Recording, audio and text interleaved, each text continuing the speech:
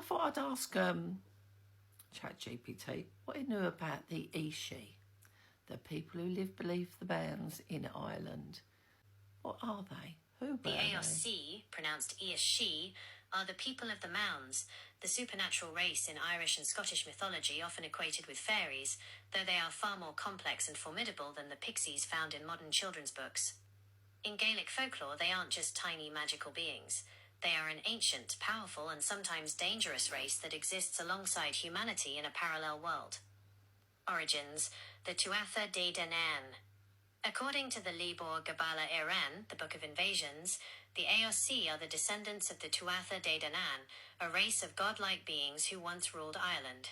When the Milesians, modern humans, invaded, a great battle took place. The Milesians won the world above, and the Tuatha Dé Danann were retreated to the Otherworld.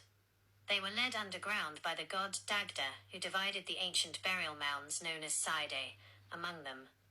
Life beneath the mounds. The Aos Sí live in a world that mirrors our own but operates on different rules.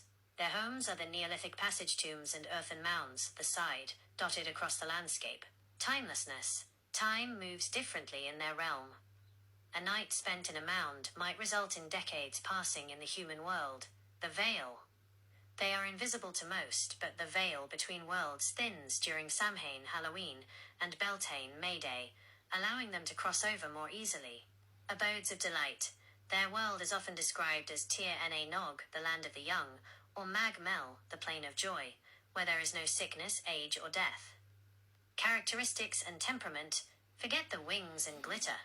The Aos Sí are generally human-sized, breathtakingly beautiful, and intensely protective of their privacy. Feature, description, temperament. Highly sensitive and easily offended.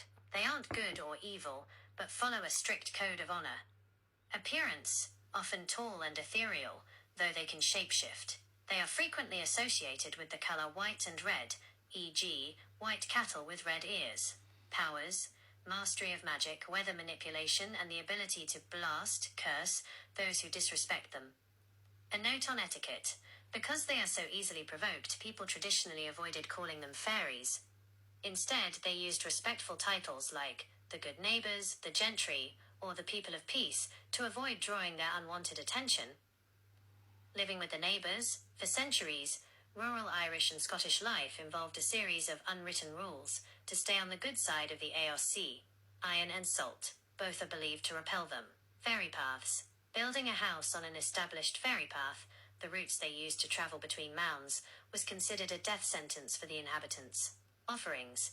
Leaving out a bowl of milk or a portion of the harvest was common practice to ensure their favour. The legacy of the Aos Sí survives today in the lone thorns, fairy trees, you'll still see standing in the middle of Irish farmers' fields, untouched and respected. So basically, they live under the mounds. Very interesting people. So it was believed that if you went into their space and you didn't leave some sort of favour, they could take your luck, your health, or maybe your children. So don't dig up a mound in Ireland, and don't take a stone from it either, because they account for everyone.